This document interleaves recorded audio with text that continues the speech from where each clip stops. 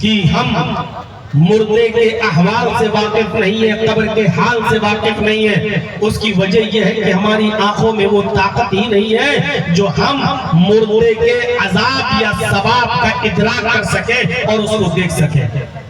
उसको अजाब हो रहा है, वो चीख रहा है, वो चिल्ला रहा है, लेकिन हमारे कानों में इतनी ताकत नहीं है कि उसकी चीखों पुकार को हम सुन सके।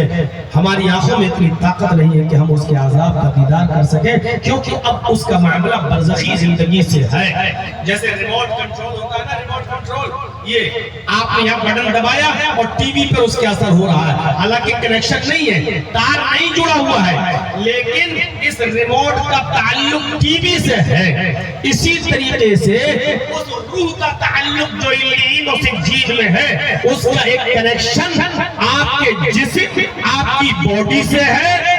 चाहे वो जला दी जाए, चाहे समंदर में बहा दी जाए या कब्र में दफन कर दी जाए, इंसान मरने के बाद जिस जगह भी है, अगर उसको कोई भेड़िया खा गया, कोई शेर खा गया, तो जो चीज जहां वो चला गया वही उसकी कब्र है।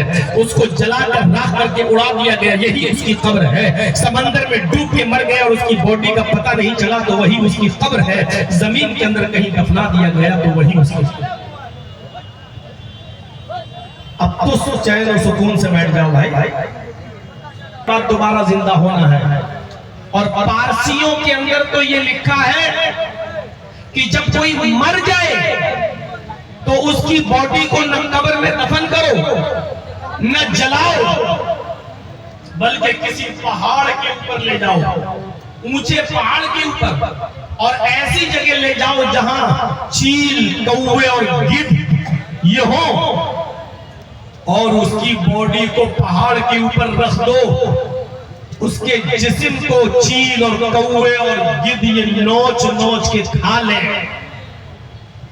और जब तक ये परिंदे, ये जानवर जब तक उसकी बॉडी को नहीं खा लेंगे, उसकी आत्मा को मोक्ष नहीं मिलेगा, नजात नहीं मिलेगी, यानी उसकी आत्मा को शांति नहीं मिलेगी।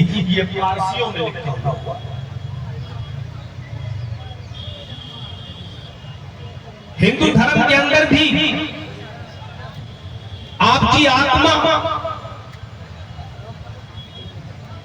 इसको मोक्ष नहीं मिल सकता है।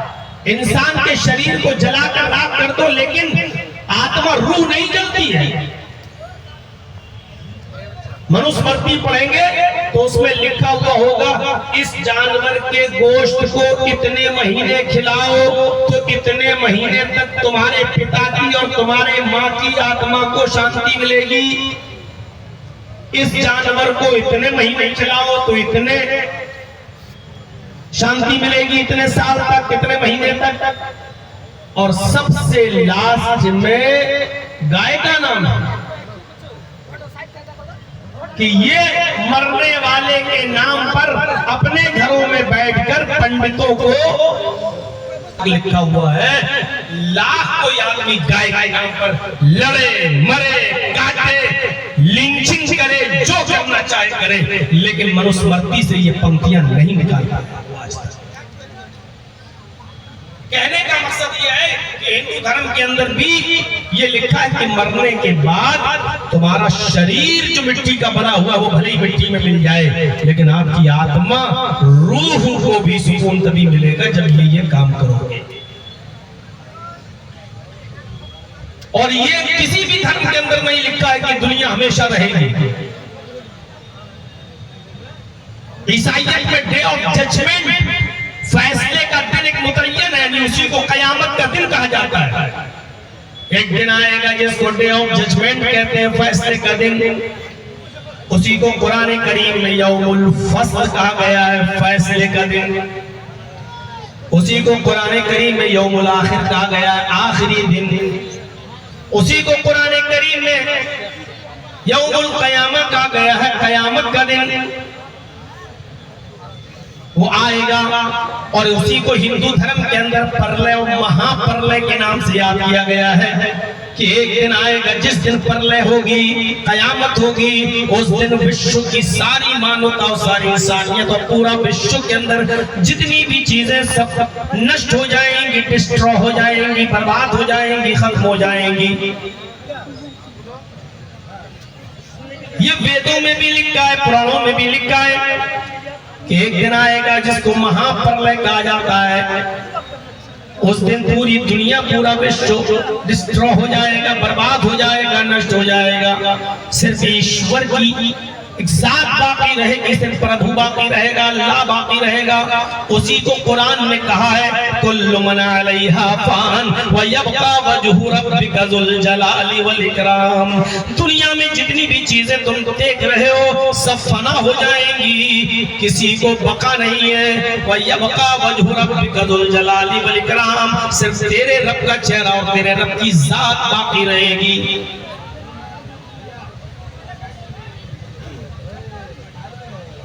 हमारा कुरान ये कहता है कि कयामत के दिन जब सब दुनिया बर्बाद होने के बाद फिर कयामत का दिन आएगा तो अल्लाह रब्बुल आलमीन मनुष्यों को, इंसानों को दोबारा जीवित करेगा। दोबारा पूरी दुनिया में आप कहीं भी चले जाइए, अब आप बच नहीं सकते। मसलन जर्जी साहब को अगर गवर्नमेंट पाबंदी लगा दे और गिरफ्तार करने का ऑर्डर दे दे और मैं फर्जी पासपोर्ट दूसरे नाम से बनवा के अगर मैं दुबई या सऊदी या कहीं भागना चाहूं तो नहीं भाग सकता हूं, इसलिए कि यहां से निकल भी गए तो जिस मुल्क में जाऊंगा वहां जब फिंगरप्रिंट, जब अंगूठा लगाऊंगा, उंगलियां रखूंगा, फौरन पता चल जाएगा कि आप जर्जीस हो, अशफाक बन के आए हो, अरमान बन के आए हो, जीशान बन के आए हो, अकरम बन के आए हो, असलम बन के आए हो। आपका पासपोर्ट फर्जी है, आपका फिंगर, आपका अंगूठे का निशान बता रहा है कि आप जर्जीस हो।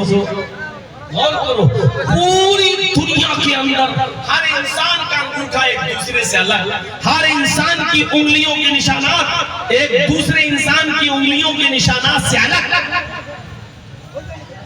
आप चेहरा बना लीजिए, चेहरे पे चेहरा लगा लीजिए, फर्जी शक्ल बना लीजिए, दूसरे की शक्ल बनकर आप कामयाब हो सकते हैं, लेकिन फिंगरप्रिंट से आप पकड़े चले जाएंगे। आप देख लीजिए राशन कार्ड का सिलसिला, बिहार का रहने वाला है, यहाँ अगर आपने राशन कार्ड बनवाया है या फिंगर दिया है तो आपका वही अंगूठा दिल्ली में भी लगेगा, और दिल्ली में जैसे आप अंगूठा लगाते हैं तो आपका पता, नाम, सब एड्रेस पूरा सब आ जाता है। मेरे भाइयों, जब इंसान ऐसी मशीन बना सकता है, आप लोगों को इतना तो समझना चाहिए कि दूसरों को तकलीफ देते हैं, पकड़े जाते हैं, और जब अल्लाह की दी हुई अकल से इंसान ऐसी मशीन बना सकता है तो क्या अल्लाह रब्बुल आलमीन उसी फिंगर से, उसी अंगूठे से पूरा जिस्म मिट्टी में मिल जाने के बावजूद क्या उसी मिट्टी से, क्या उसी इंसान को दोबारा नहीं बना सकता? काफिरीने मक्का यही तो कहा करते थे कि क्या हम मर जाएंगे, सड़ जाएंगे, गल जाएंगे तो क्या हम दोबारा जिंदा किए जाएंगे? क्या अल्लाह रब्बुल आलमीन हमें दोबारा जिंदा करेगा?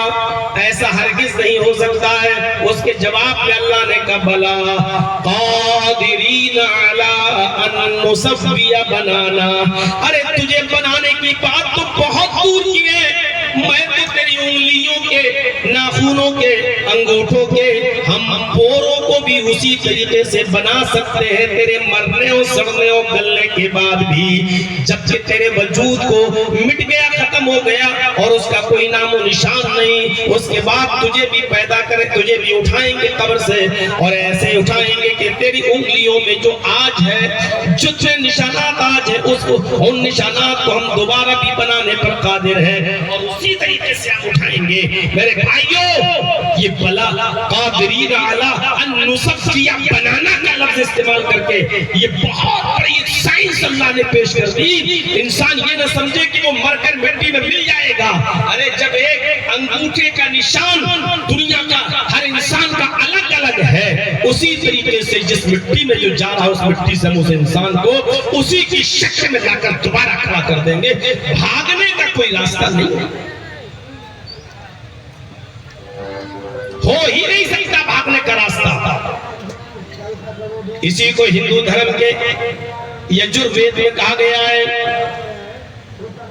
मृत्यु पश्चातम द्वितीये जन्मम भवति, ने द्वितीये ने तृतीये ने चतुर्थ ने पंच ने षष्ठ ने सप्त ने अष्ट ने नवम ने दशम का।